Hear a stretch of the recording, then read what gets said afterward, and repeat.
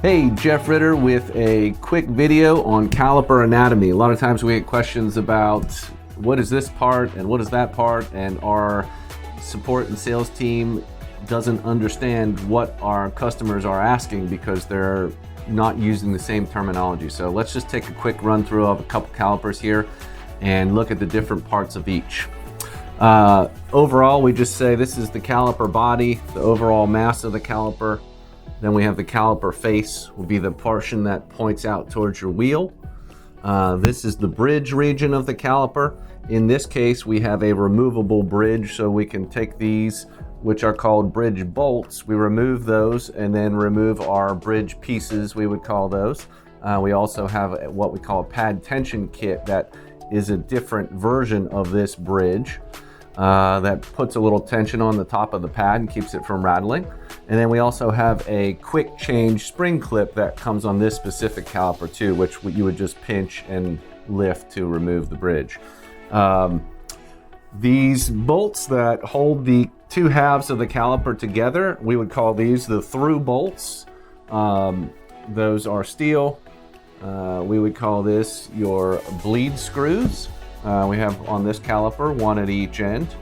So the bleed screws just screw in and out, seat to release fluid from the caliper. This would be your inlet port. That's where the brake line comes into the caliper with your brake fluid. Inside you have your abutment plates, which are these little pieces right here. And the purpose of those is to prevent damage to the caliper body. So as the pad is moving back and forth when you move forward or back, the steel backing plate on the pad slams into the caliper, and that little stainless steel piece is there to prevent damage to the softer aluminum caliper body. Then you have your pistons inside, and behind the pistons, which many of you will never see, are anti-knockback springs in some cases. In other cases, like our road kit calipers, we don't have those. And inside the piston bore, behind the pistons, we have our seals. And a lot of people confuse these with a dust boot. This is an internal seal. Every piston has to have a seal around it to prevent the fluid from leaking out. So a dust boot and a seal are not the same thing. I'll show you a dust boot on the road caliper. And that covers most of it for the caliper. It's pretty straightforward. On the competition caliper, this is our Pro 5000R. If we take a look at a road caliper, the same construction basics are there, some slight differences.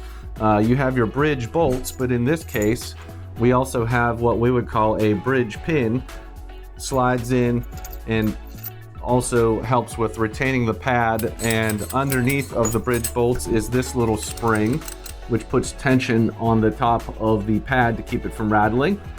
We'd call that a bridge spring. On the inside on this, you'll see the pistons look a little different. These are aluminum pistons rather than stainless steel, and around those we have a dust boot, which is essentially just designed to keep debris off the sides of the pistons. If you run the car on the track, many times those will just burn up, so not an issue on the competition calipers. And then we have another feature on this one, which is a little different. This is what we call a crossover tube or a crossover pipe.